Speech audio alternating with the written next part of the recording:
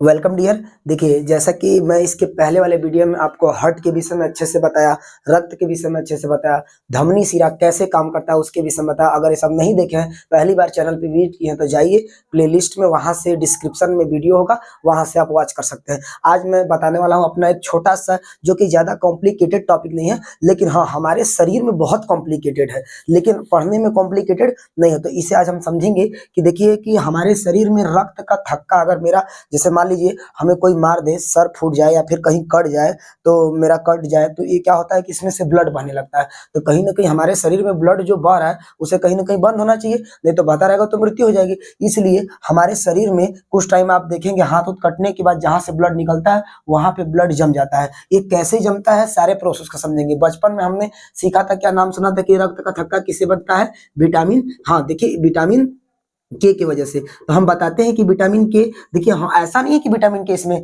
काम नहीं देता, हाँ आता है, लेकिन पहले पूरा प्रोसेस समझते हैं। तो इसको हम लोग बोलते हैं रक्त का थक्का बनना, या रक्त का स्कंदन, या इसी को रक्त का जमाव, या इसी को बोलते हैं ब्लड क्लॉटिंग। समझ में आएगा? देखिए, ब्लड क्लॉटिंग जब होगा तो इसके लिए कहीं ना कहीं हमारे शरीर के कुछ अंग या फिर प्रोटीन या फिर कोई भाग लेगा। तो इसलिए यह रक्त को जमाने में जो पूरी प्रक्रिया है, इस पूरी प्रक्रिया को एक नाम देते हैं जिसका नाम है कैस्केडिंग प्रोसेस। कौन सा? कैस्केडिंग प्रोसेस इसे नाम देते हैं। और रक्त को जमने में टोटल जो समय लगता है 3 से 5 मिनट के बीच, जल्दी से आपका ब्लड क्या हो जाता है? जम जाता है। जल्दी नहीं जमेगा तो बहुत सारा खून बह जाएगा।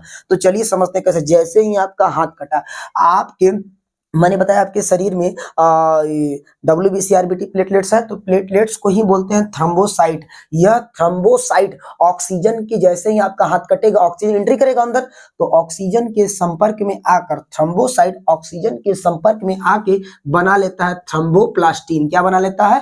थ्रोम्बोप्लास्टिन। याद रहेगा। फिर उसके बाद दूसरा, यह जो थ्रोम्बोप्लास्टिन बना है, देखिए अभी ये तो निष्क्रिय अवस्था में होंगे। कैसे होंगे? अनएक्टिव होंगे। ये सब कैसे होंगे? अनएक्टिव होंगे। लेकिन जैसे ही इधर थ्रोम्बोप्लास्टिन बनाएगा, ये क्या हो जाएगा? एक्टिव। याद रखिए, क्या हो जाएगा? एक्टिव। तो यह थ्रोम्बोप्लास्टिन, अब हमारे शरीर में एक तत्व मौजूद है जिसका नाम है क्या? कैल्शियम। कैल्शियम से ही हड्डियां मजबूत होती हैं। तो हमारे शरीर में देखिए थ्रोम्बोप्लास्टिन से कैल्शियम क्या करेगा? कैल्शियम मिल जाएगा थ्रोम्बोप्लास्टिन के साथ, और प्रोथ्रोम्बिन, इन दोनों के साथ मिक्स करके क्या बना लेता है? ये प्रोथ्रोम्बिन और थ्रोम्बोप्लास्टिन, जिसमें कि कैल्शियम मौजूद है। और यही देखिए, यही जो याद रखिए, इसमें कौन सा एंजाइम काम आता है? Thrombokinase enzyme. कौन सा? Thrombokinase enzyme. ये मिलकर क्या बना लेता है? थ्रोम्बिन। क्या बना लेता है? थ्रोम्बिन। और इसके बाद जब थ्रोम्बिन बना लेता है तो यह क्या हो जाएगा? एक्टिव। और यही थ्रोम्बिन आपके लीवर में कई सारे प्रोटीन का निर्माण होता है, फाइब्रिनोजेन, प्रोथ्रोम्बिन, ये सब, हेपरिन, ये सब बहुत सारा निर्माण होता है। तो ये थ्रोम्बिन किससे? फाइब्रिनोजेन से क्या कर लेगा? रिश्ता बना लेगा, दोस्ती कर लेगा, बोलेगा कि भाई आज चल मिल लेते हैं, आओ हम मिलते हैं और बनाते हैं एक नया चीज। तो ये दोनों मिलकर फ्रेंड है, तो थ्रोम्बिन और फाइब्रिनोजेन दोस्ती कर लेंगे, एक दूसरे को जन्म दे देंगे, जिसका नाम है फाइब्रिन। यह फाइब्रिन ही क्या होता है? एक कण और जाली के नुमा बन जाता है। और यही फाइब्रिन क्या करता है? जितना भी ब्लड में से बह रहा हो, आरबीसी डब्ल्यूबीसी, मतलब जितने भी रुधिराणु बह रहे हो उसमें आरबीसी डब्ल्यूबीसी प्लेटलेट सबको क्या कर लेता है? इसी फाइब्रिन नुमा जाली में जाके फंसने लगते हैं, जिससे कि धीरे धीरे धीरे धीरे रक्त जो आपका बह रहा था अब उसी में आकर सब फंस जाएंगे, तो ये ठोस जाता है। यही बनता है रक्त का थक्का। क्या हो जाता है? इसी को बोलते हैं रक्त का थक्का होना।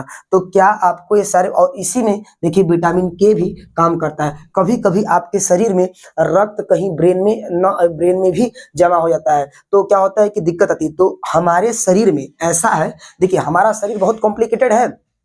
हमारे शरीर में कंडीशन ये है कि जब तक शरीर नहीं कटा है, टूटा है, तो ब्लड नहीं निकल रहा है, तब तक अंदर ब्लड को क्या जमना नहीं चाहिए। अगर के कहीं कट गया तो तुरंत जमना चाहिए, दोनों होना चाहिए।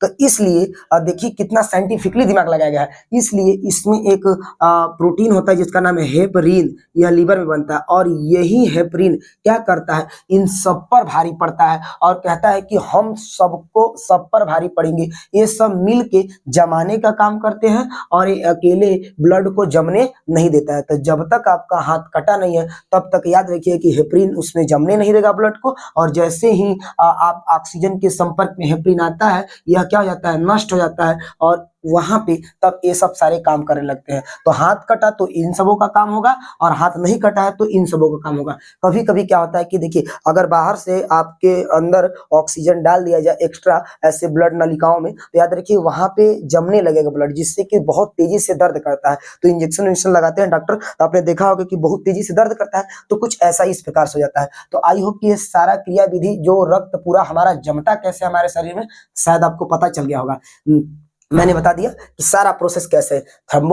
ये क्या होता है, थ्रोम्बोसाइट जो प्लेटलेट्स है वो ऑक्सीजन से संपर्क करके थ्रोम्बोप्लास्टिन बनाता है, और यही थ्रोम्बोप्लास्टिन किससे, प्रोथ्रोम्बिन से मिलकर, जो कि कैल्शियम और थ्रोम्बोकाइनेज एंजाइम के साथ में क्या बनाता है, थ्रोम्बिन बनाता है। और यही थ्रोम्बिन हमारा क्या करता है, फाइब्रिनोजन से क्या कर लेता है, दोस्ती कर लेता है, और यह बना लेता है फाइब्रिन। और फाइब्रिन जो जालीनुमा, इसमें जितने भी रुधिराणु बह रहे थे सब आके उसमें फंस जाते हैं, और एक समय आता है कि रक्त क्या बन जाता है, थक्का बन जाता है। ठीक है, पूरा प्रोसेस आप इसका एक्सटेंसिव लेंगे।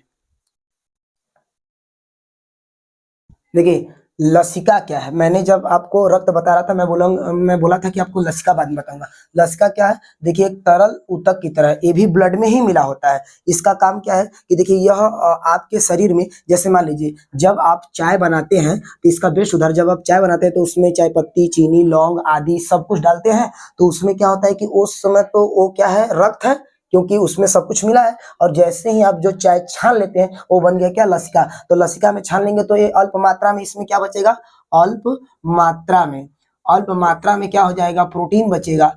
यह प्रोटीन अल्प मात्रा में बचेगा, जो कि क्या, प्लाज्मा की तरह होता है। और यह कैसा होता है, रंगहीन होता है। कैसा होता है, जो कि कलरलेस होता है, यह रंगहीन होता है। यह कैसा होता है, प्लाज्मा की तरह होता है। और यह याद रखिएगा कि यही जाकर का कोशिकाओं की भित्ति में बहकर बाहर निकल जाता है, और यही वसा के वहन में भी काम करता है। कौन, लसिका। लसिका का कुछ हमारे शरीर में खास कार्य नहीं है, फिर भी लसिका याद रखिएगा कि लसिका जैसे ब्लड की तरह होता है, लेकिन हाँ, प्रोटीन इसमें कम होता है, यह अल्प मात्रा में होता है।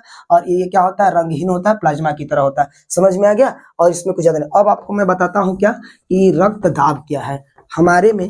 देखिए, रक्तदाब, रक्तदाब जिसको हम बोलते हैं ब्लड प्रेशर, बीपी, रक्तदाब, रक्तदाब, रक्तदाब को बोलते हैं क्या, ब्लड प्रेशर, ब्लड प्रेशर। अब देखिए, रक्तदाब कैसे होगा, जैसे मैंने बोला, आपके शरीर में क्या है कि जो ब्लड फ्लो हो रहा है किसके माध्यम से, एक तो सिरा और एक किसके, धमनी। तो मैंने बोला कि धमनी में जो स्पीड होती है रक्त की, वो कितनी होनी चाहिए, याद रखिए। एक सामान्य अगर देखा जाए, देखिए प्रकुंचन और अनुशिथिलन होता है। तो अगर आप देखा जाए तो यह क्या करता है कि, एक मिनट,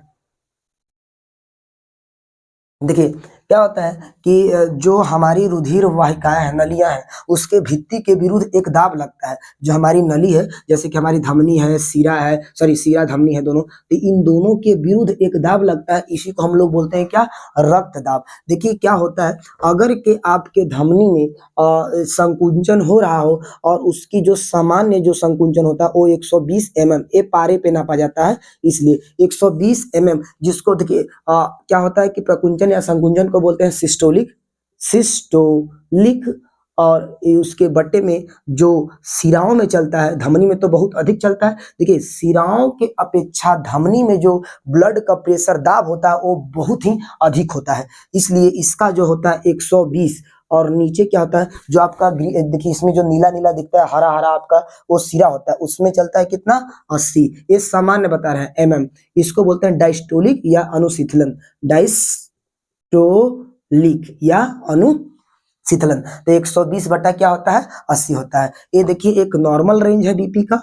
और हाँ, मैं बता दूं, अगर हाई होता है तो मान लीजिए 140 बटे के 100 हो गया, तो ये किस में आएगा, हाई बीपी में। किस में आ जाएगा कि high BP, high blood pressure, high blood pressure. और यही अगर कम हो जाता है तो क्या होता है, जैसे आपका टेम्परेचर से, ये किस पर डिपेंड करता है, आपके बॉडी के टेम्परेचर पे, कि आपका शरीर घटता है बढ़ता है। ये देखिए, यह क्या होता है कि जब व्यक्ति सांस भी लेने में दिक्कत आती है तो भी बीपी में प्रॉब्लम आ जाती है, कि लोगों को बीपी बढ़ जाता है, घट जाता है, बुजुर्गों में भी बीपी घटता बढ़ता है। तो बीपी समझ गए आपकी, रक्तदाब क्या है, बस यही डॉक्टर यही चेक करता है। पहले क्या होता था, अब तो जैसे कि देखिए, बीपी नापने की जो मशीन आती है उसको बोलते हैं सिस सिस सिस्फीमोमीटर,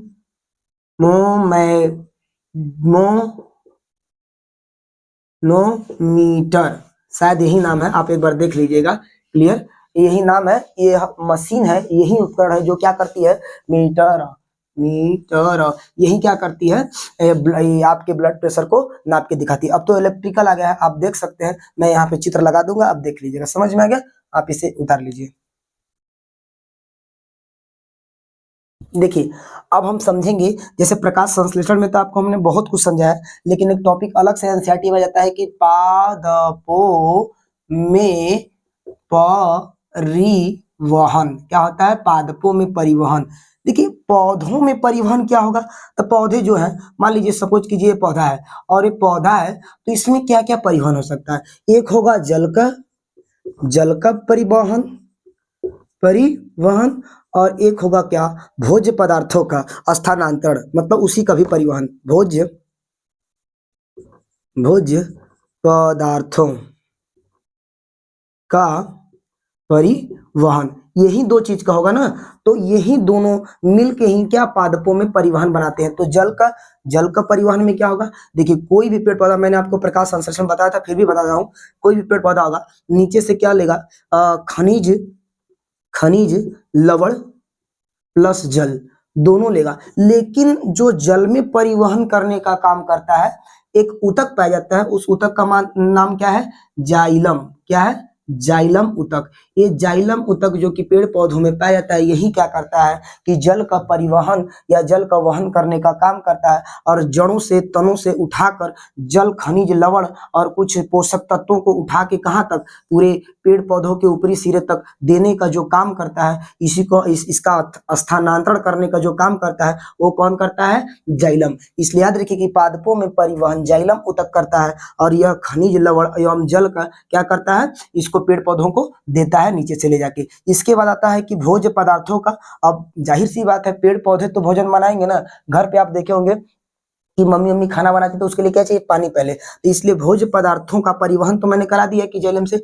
अब आप देखे होंगे कि सूर्य के प्रकाश से, सनलाइट से, क्लोरोफिल से, और उसके बाद आपका क्या था कि वायुमंडल से कार्बन डाइऑक्साइड लेकर पेड़ पौधे अपना क्या बनाते हैं, भोजन बनाते हैं। तो भोज्य पदार्थों का स्थानांतरण जो होगा एक स्थान से दूसरे स्थान तक, वह किसके द्वारा होगा, तो उसमें एक और ऊतक पाया जाए जिसका नाम है फ्लोएम। कौन सा ऊतक, फ्लोएम ऊतक, याद रहेगा आपको। तो ये फ्लोएम ऊतक ऐसा है, ये कहता है कि भैया देखो, जो पेड़ पौधा खाना बनाया है ना, उस खाने को मैं क्या करूंगा कि पूरे जड़ पत्ती तने ऊपर नीचे तक एकदम पूरा क्या करूंगा, पूरा हम खाना पहुंचाने का काम कर देंगे, ये हम पर छोड़ दो, जो खाना अभी भी बना है। तो वह खाना जो बना है, ये क्या होता है कि पेड़ पौधों में खाने को जो ट्रांसफर, भोज्य पदार्थों का स्थानांतरण करने का काम करता है फ्लोएम ऊतक, और उसके बाद खनिज लवण जल का तो मैंने बता दिया जाइलम, यही दोनों प्रोसेस मिलकर पादपों में परिवहन का काम करते हैं, स्थानांतरण का काम करते हैं, जिससे कि पेड़ पौधों में भी, और इन्हीं के माध्यम से ही पेड़ पौधों में क्या होता है, परिवहन होता है। समझ में आ गया ये टॉपिक, आपको पादपों में परिवहन बता दिया, रक्त दाब बता दिया मैंने, लसिका बता दिया आपको, और मैंने बता दिया रक्त का थक्का कैसे बनता है। आई थिंक आपको पूरा अच्छे से समझ में आ गया होगा। अगर आपको लगता है कि कहीं एक विशेष स्पेशल और मुझे बताने की जरूरत है, तो आप जरूर कमेंट कीजिएगा और मेरे को बताइएगा कि और कुछ सुधारने की जरूरत है। मैं अभी प्रयास कर रहा हूं कि बेहतर से बेहतर आपको देने की कोशिश करूं, ताकि मैं एक डायग्राम के माध्यम से आपके सामने सारा कुछ रखता हूं। अगर आपको फिर भी लगता है कि कहीं कमी है, तो प्लीज आप बताइए, क्योंकि आप जब तक नहीं बताएंगे तब तक, देखिए आपका सपोर्ट मिलेगा तभी मैं आगे जा पाऊंगा। इसीलिए आपसे मैं बहुत बहुत ढेर सारा प्रेम करता हूं, और आपके लिए मैं अच्छे से मेहनत करके खोज के चीजों को लाता हूं और आपके सामने देता हूं। अब आपके ऊपर डिपेंड करता है कि आप लाइक करेंगे, सब्सक्राइब करेंगे, ये आपके ऊपर डिपेंड है। लेकिन मैंने बता दिया, मेरा काम है अच्छे से देना आपको, तो मैंने बता दिया पादपों पर, आप समझ लिए, ठीक है, आप इसे उतार लें।